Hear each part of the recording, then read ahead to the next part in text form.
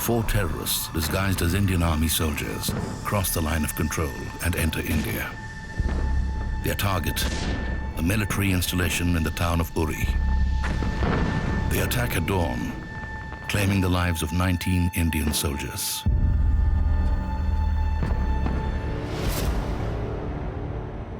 Indian paratrooper special forces arrive on the scene.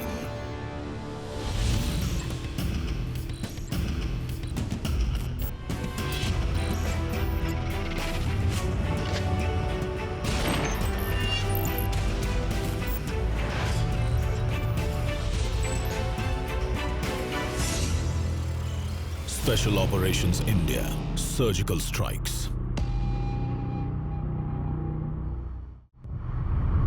By the time the special forces arrive, the suicide attack is over. This setting was with the well-being last quarters in recent attacks. सेना पर आतंकवादियों ने अब तक का सबसे बड़ा हमला किया है. 4 militants snuck up to the army base.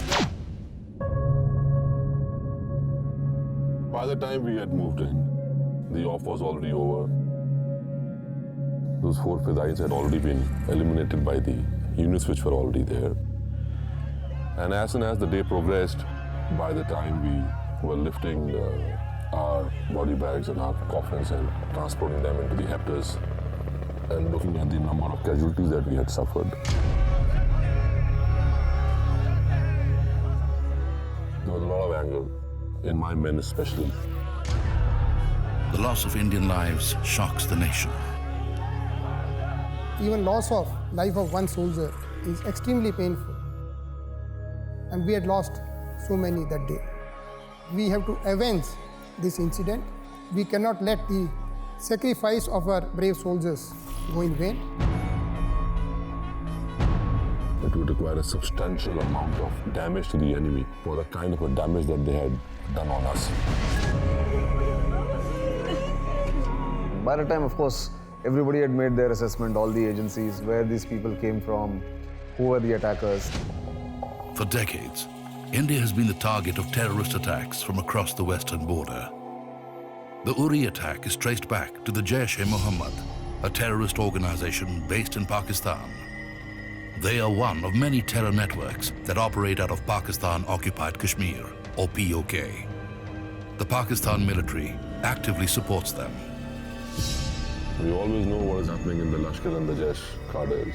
We know the number of recruitings which are taking place.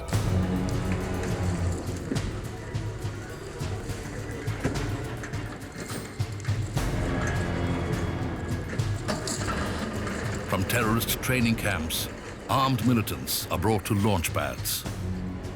From these outposts, Fidaiin squads are launched into India.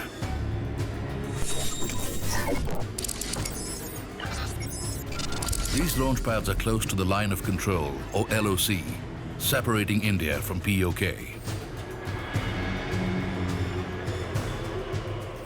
Under protection and cover fire from the Pakistan army, these terrorists infiltrate to carry out attacks on Indian soil.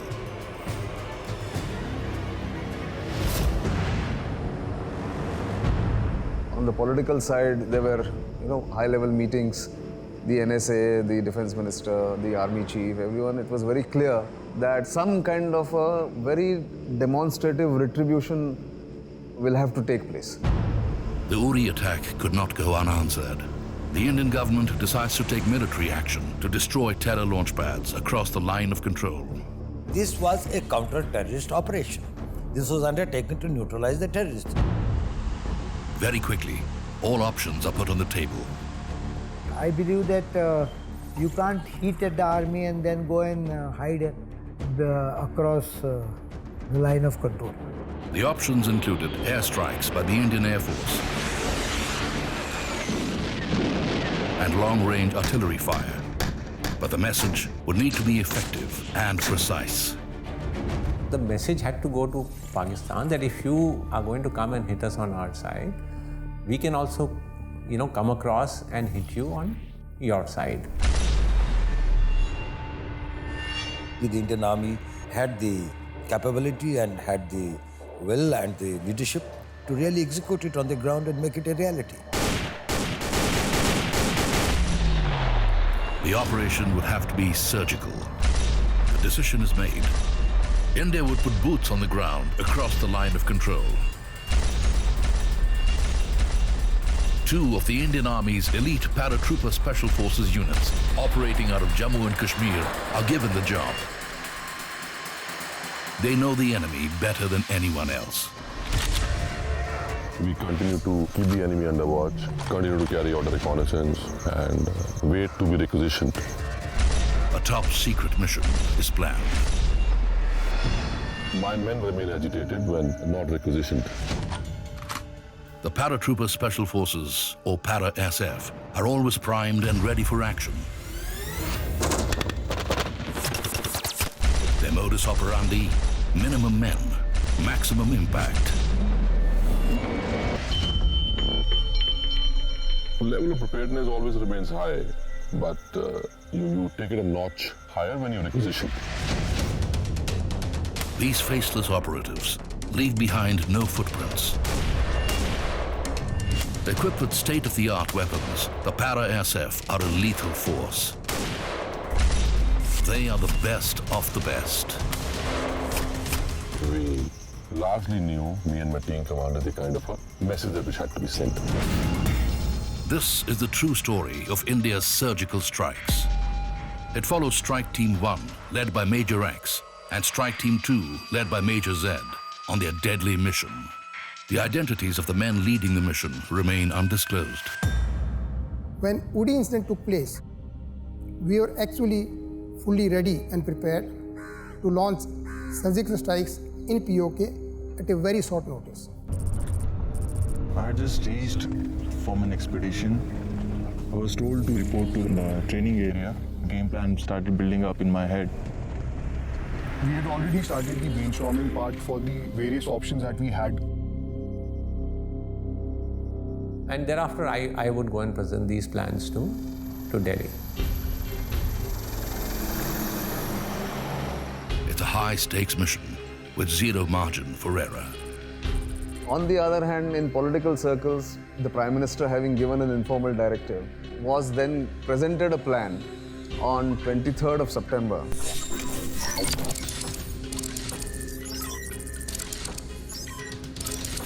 Multiple targets would be hit across the line of control in POK. Army headquarters selects 6 targets. Did this complicate the planning process? Hugely. These targets are on enemy territory, with varying terrain and spread out at considerable distances. A simultaneous attack is impossible. Multiple teams would conduct the operation. Strike Teams 1 and 2 are assigned 2 targets in North Kashmir. But before they can strike, they must watch and plan. Major Z and Major X action their highly specialized recon teams. Their job, to observe the enemy at close quarters and gather detailed intel. Major Z and his team leave home base. The recon mission has 3 key objectives. 1, to scope the best route to cross the line of control. 2, a 24-hour surveillance of the target. And 3, to put together a fail-safe exit plan.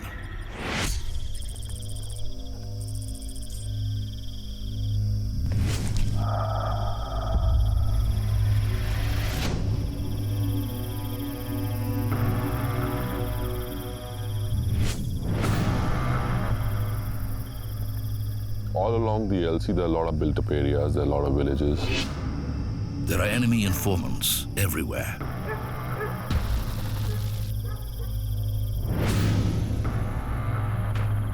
The challenge largely remained to keep the surprise aspect wrapped up.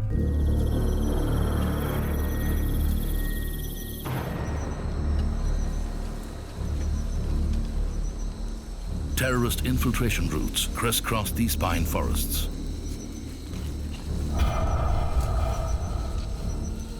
Major Z's recon team must remain undetected. The mission depends on it.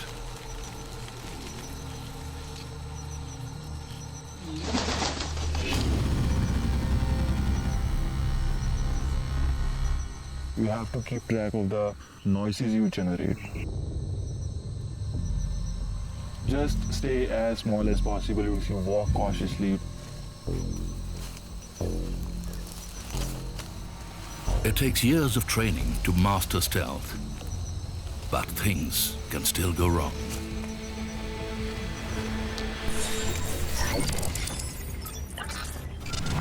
Meanwhile, 100 kilometers away, Major X and his recon team leave from their home base. They pick their way through thick forests in the Pir Panjal. It's an isolated route, and with good reason.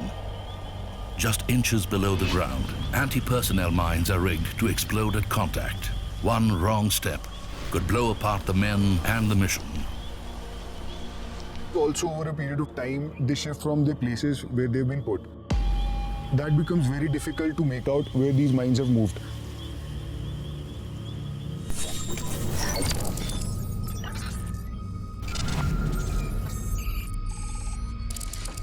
Training and caution pay off. Major X and Recon Team 1 cross the line of control in the Lipa Valley in POK. Natural features demarcate the LOC in several places.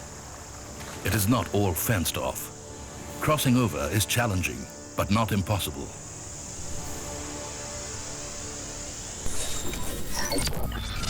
Meanwhile, Major Z and Recon Team 2 have already crossed into POK near the remote Arang Kel sector.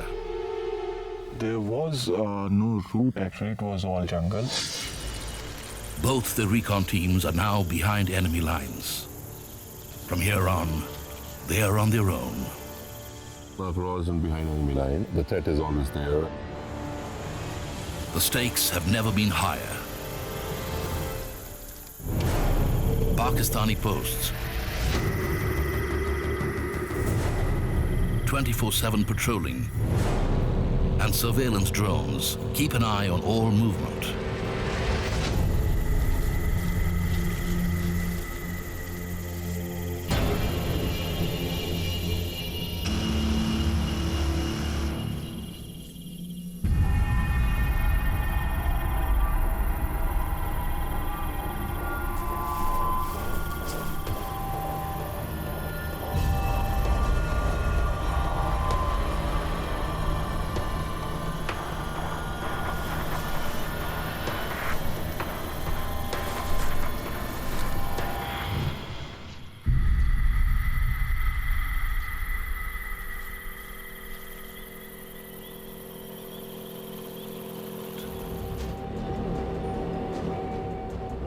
Somewhere towards the early morning, we could hear some noise in the sky. Recon Team 1, freeze.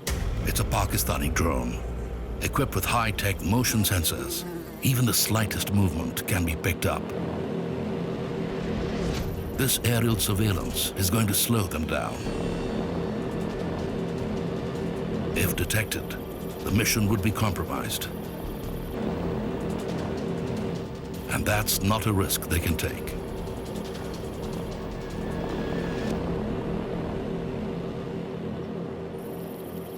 The team waits till the drone has passed. All station, ready for move. Now speed is the key. They must make up for lost time. Every moment spent in enemy territory is fraught with danger.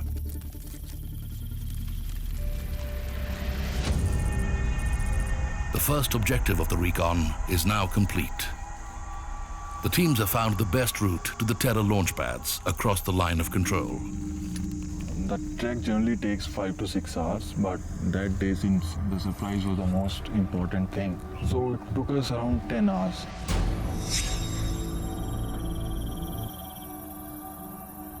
By early morning, we were in the designated area that we had selected.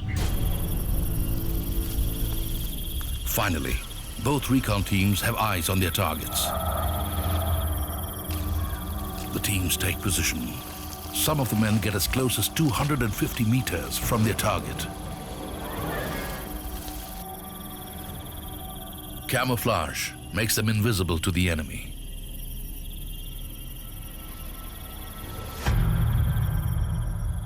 Objective 2 is to gather every bit of intel on the target. The teams know that there is a lot riding on them. Every detail is critical to a foolproof plan.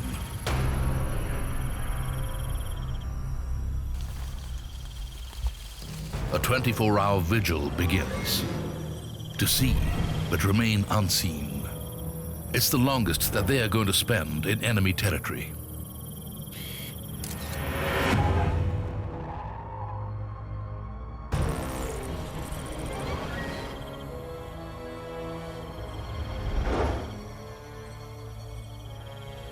Videos are recorded, details logged, and the target layout mapped.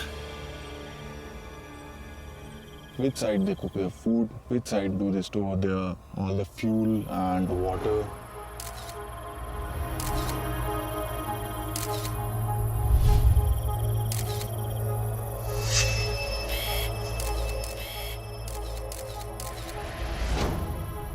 We observed the number of people with weapons, without weapons, what weapons they are carrying, and the general pattern of their movement. In the afternoon, they would play some board games, sitting together in the center of the post, thinking that they are not seen. New faces arrive at the launch pad. A group of fully trained terrorists waiting to infiltrate into India. We had also come to know from our assets who were working for the Jaish and the Lashkar Tanzeems that the number of terrorists had increased in the respective launch pads.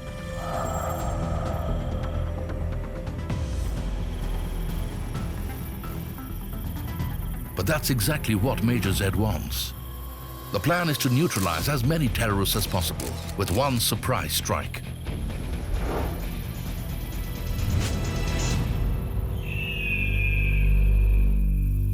By last light, the movement on the target area starts reducing, and by the time it's 8 in the evening, everything dies down. At Major X's target, things have quietened down for the night. Then, suddenly... Why was the enemy firing? Had Recon Team 1 been spotted? Major X stays calm. His men study the pattern of enemy fire. Soon, it's clear. This is only speculative firing. It's common practice to fire in the general direction from where the attack is most likely. It is only a deterrent. The enemy was still unaware of the Recon Team's presence. Major X and his men lie low and hope no enemy bullets find them.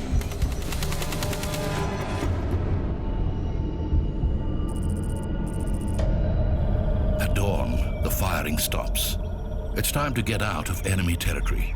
The teams have all the intel they need.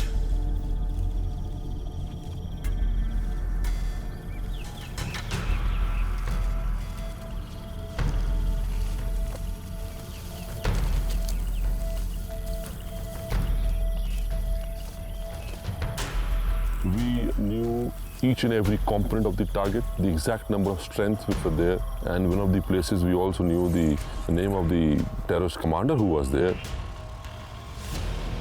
Major Z's men are positioned on an 80-degree incline. Getting out of here may be tricky, so ropes are tied and left behind for a swift exit.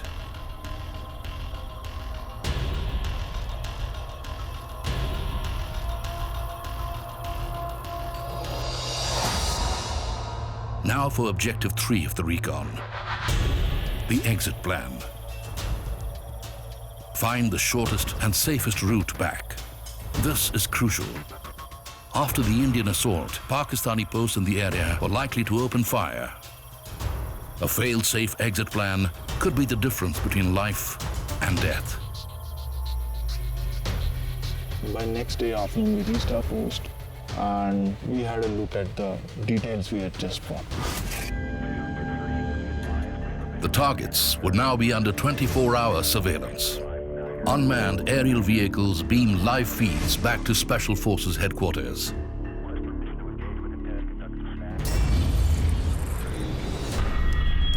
It was time to plan the assault. Major X and Major Z picked the best men for the job. So based on the desired effect to be delivered onto the target, each operator chosen was a specialist in his own skill. All the men who had gone had been serving in Delhi for like 15 to 16 years now.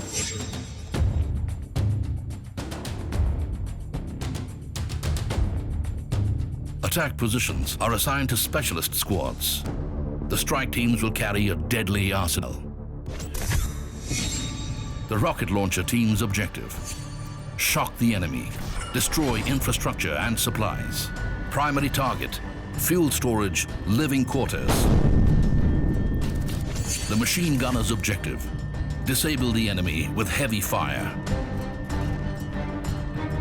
Primary target: open areas in the terrorist launch pads.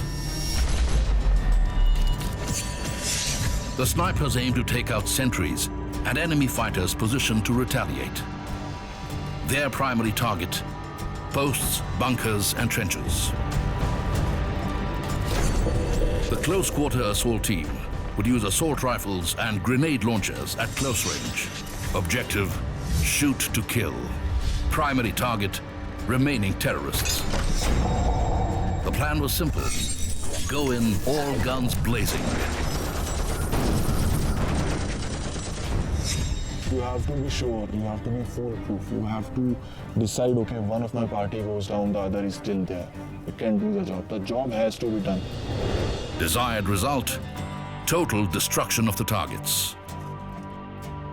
The assault window was 15 to 20 minutes. Minimum force or maximum effect. I think that was the bottom line as far as surgical strikes were concerned. It was late night dinner, we had come after our rehearsals, and there's a phone call and Siva just brings his thumbs up and wrapped it up in only one sentence: buddy, time to walk.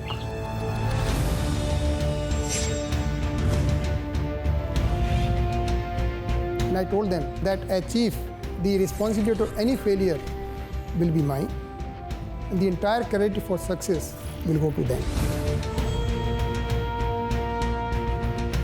It was up to these outstanding officers and men to just go ahead and execute it.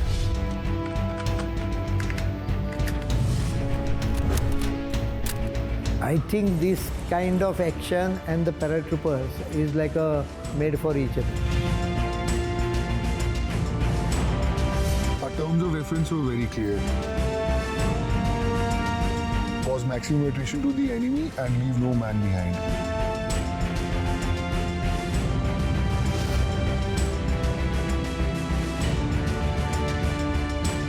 So a team which goes by becoming almost ready to sacrifice itself needs some guarantee of the nation standing there, not disowning them. The assault teams are ready. It's time to take the operation to its final stage. Well, I wish them all well. I feel that well. I was very sure that they will succeed. But at the same time, in these matters, the chance and the luck plays a role. Strike Team 1 sets out. There's no turning back now.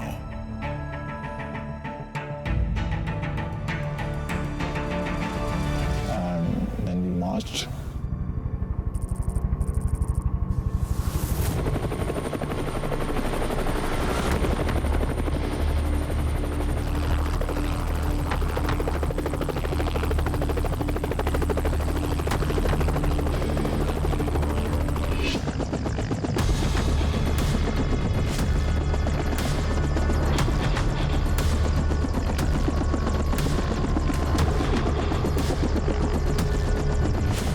Major X's team is airlifted from home base.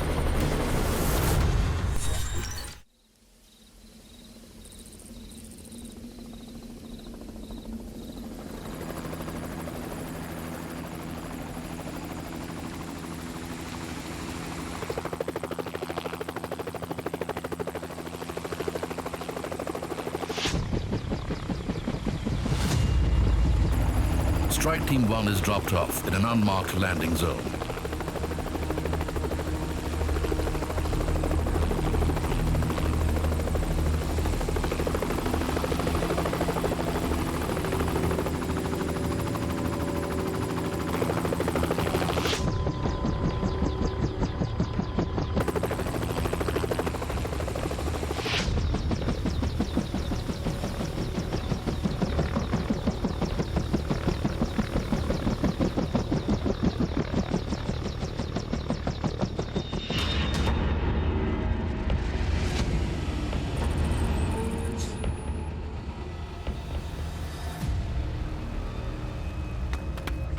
military trucks and civilian vehicles take the strike force to strategically chosen drop-off points.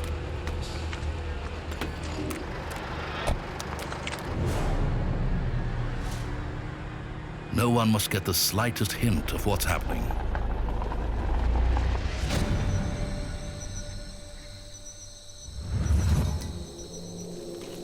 Strike Team 2 is poised to enter the forests of the Pir Panjal as planned.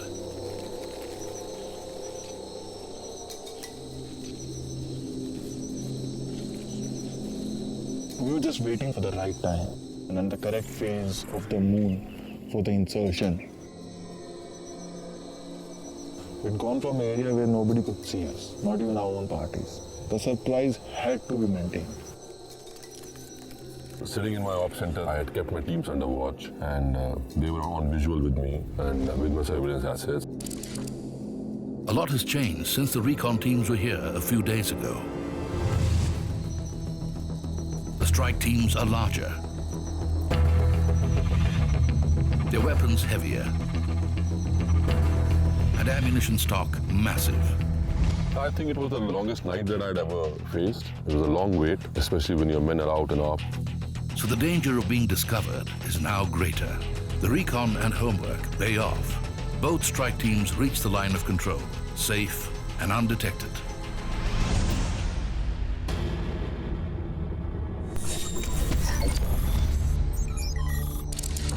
Major X's team is now in enemy territory.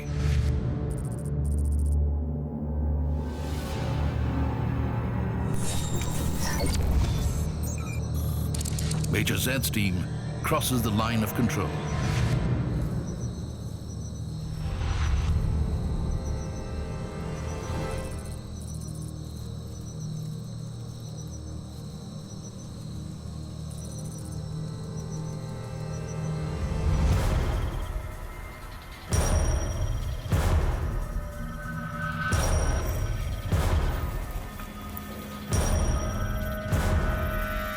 From here on, every bit of Special Forces training will be put to the test. The outcome of the mission will depend on the team's skill, experience, and courage.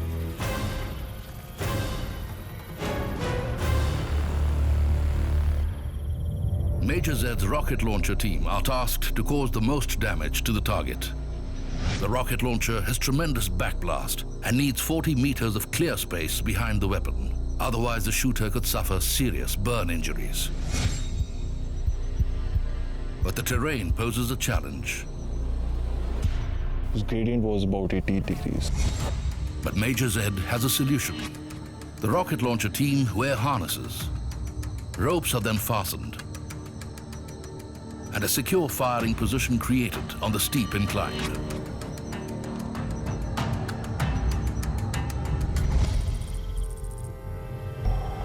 Strike teams 1 and 2 take assault positions. Both teams would attack at first light. It's a waiting game.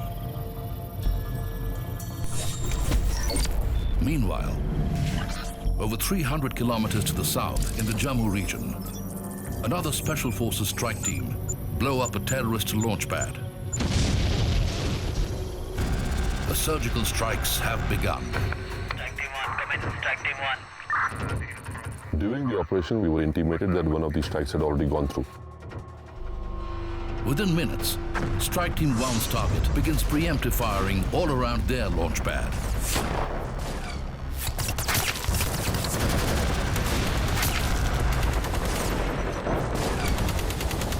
Strike Team 1 sub-squad is pinned down by enemy fire. Northern Command calls in. We were told to move in fast and to get it over with.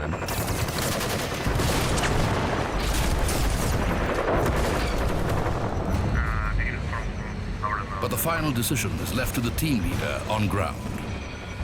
Heavy fire is raining down on Major X's sub-squad. He's willing to take a calculated risk. His team is still undetected, so he holds off his attack and waits for first light. we stuck to the time that we had selected, and we needed to wait another few hours. So we had to ask that party to move back. Alpha team, fall back, over and out.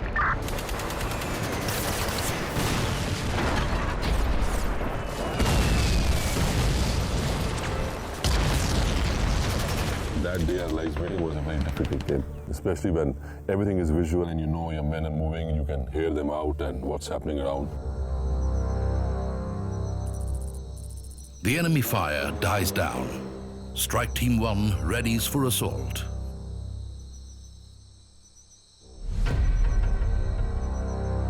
Inside, yes, you were tense. First, of course, was you had your soldiers across. Those people were really in harm's way. Would they all come back safe? Second was also we knew that next morning, India would wake up, switch on the televisions and see the army has gone across and done a cross-border operation. The strike teams are in position.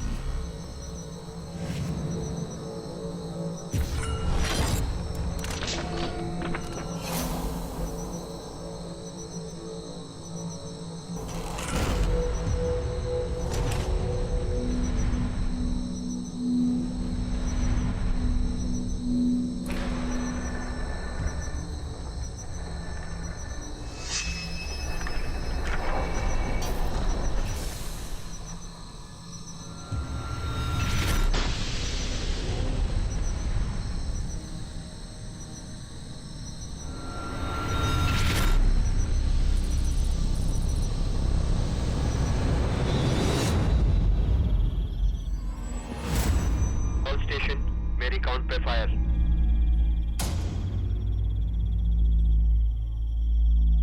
3, 2, 1. Now it was our time. Fire!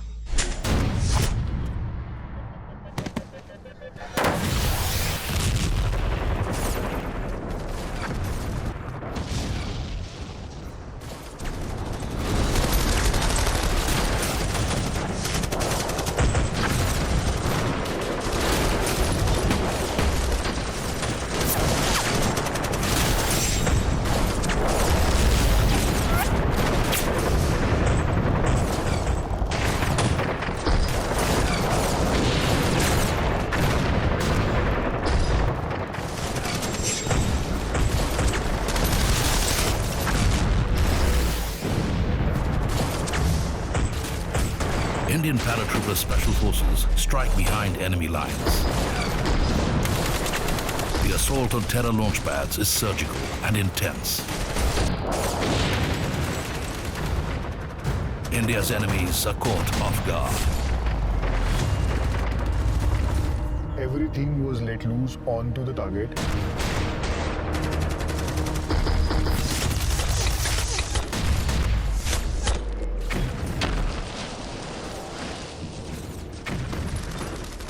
They were not aware what has happened. We scattered them. That gave an advantage to the other team to close in.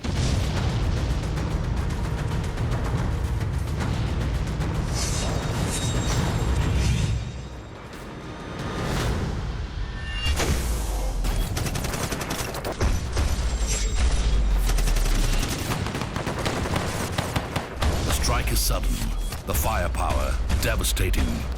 The enemy is reeling. The terrorist launch pads are pounded by Indian special forces. Target 2 is completely destroyed, but the mission isn't over yet. Surrounding Pakistani posts have been alerted and begin firing in the direction of the Indian strike force. That's the cue for his team to action the exit plan.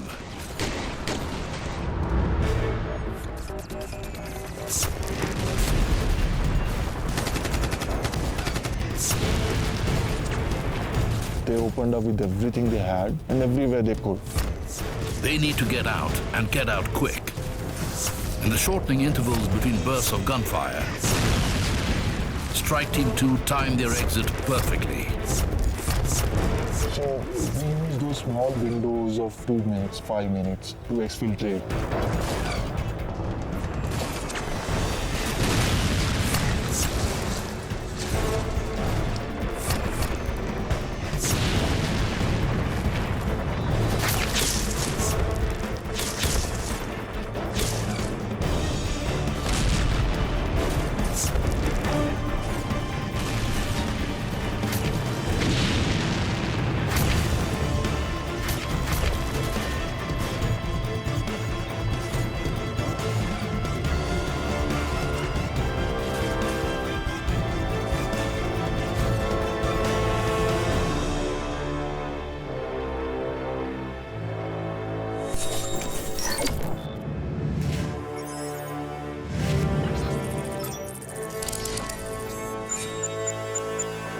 Meanwhile, Strike Team 1 continue to unleash destruction on the target.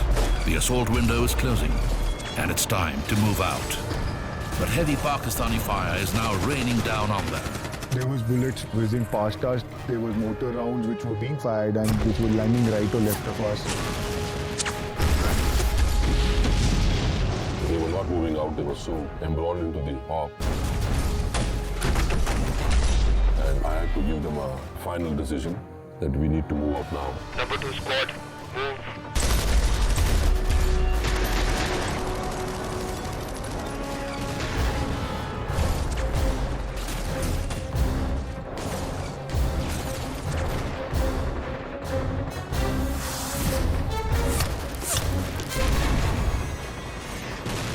The men dodge enemy fire as they exfiltrate.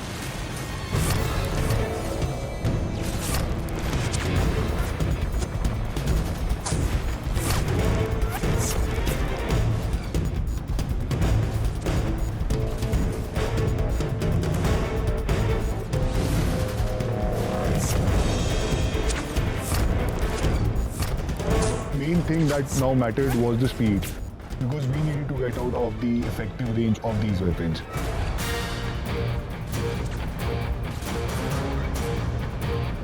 Both the strike teams make it to their rendezvous points. They are still behind enemy lines. A quick check, and they head towards the line of control. The thing which was left was just to get back home. And who doesn't want to go home?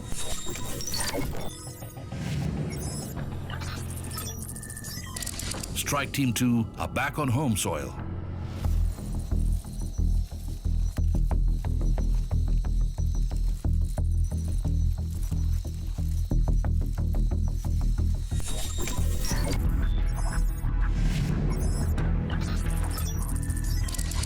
Strike Team 1 crossed the line of control into the Kashmir Valley.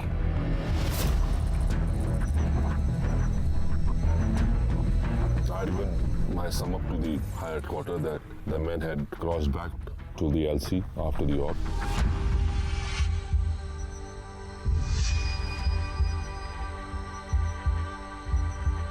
I gave the report to Army headquarters only once everyone had come back. But luck could still ruin best laid plans.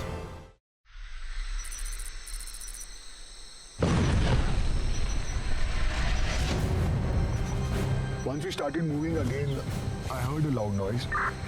I was told that one of our boys had stepped on a mine.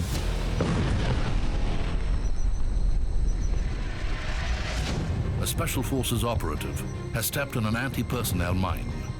It blows off a part of his foot. The team medic can only provide combat first aid, but to save his foot, he needs to be evacuated, and fast. All station, report, over.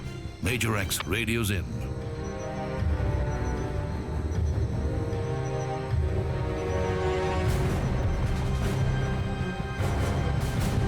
Strike Team 2 reached the evacuation point.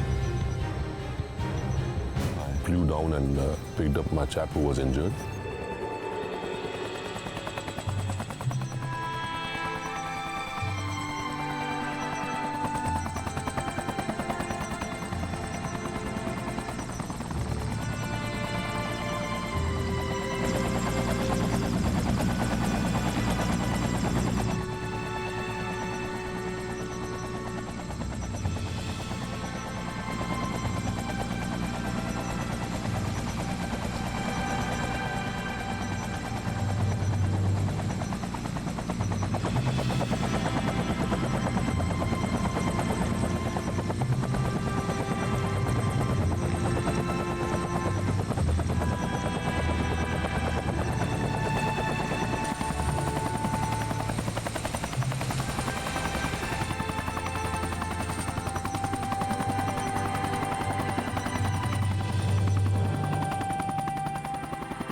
I took my team commanders and we were called back to the headquarters to give the final debrief from the op.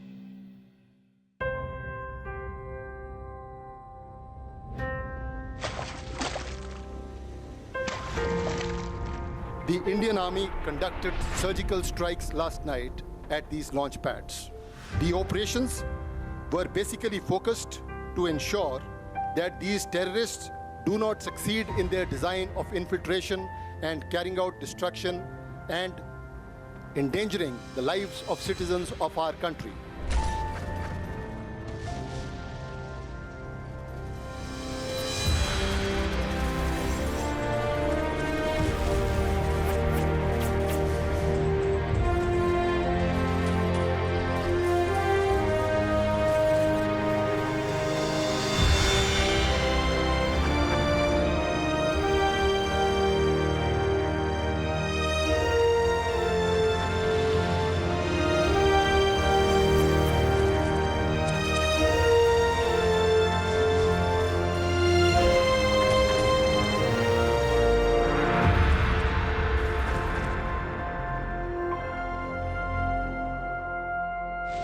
Well, I think the people were very upbeat. They always expect their security agencies and the political leadership, more importantly, to rise to the challenges and take the bull by the horn. We have the capability and the willpower to do it again, and if required, again and again. The idea was more moral than physical. It was wonderful to see the mood among all these people, and the confidence that suddenly came after having successfully sort of carried out, I think, let us say, the biggest source of satisfaction. India always would love to have peace. We don't want to have continuous this kind of tense situation, because economy of both countries could prosper.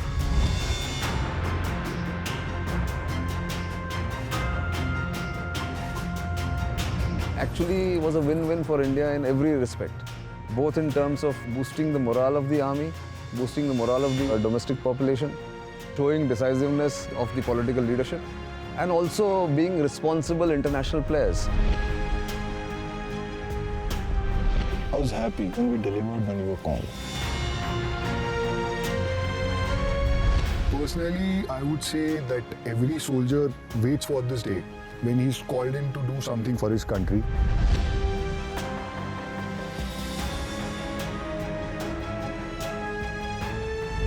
But mostly for us and my men, it was just one more job done.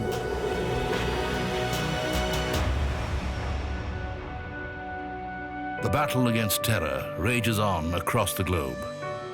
India's paratrooper special forces stand ready for their next mission: to strike, to serve, to defend the motherland.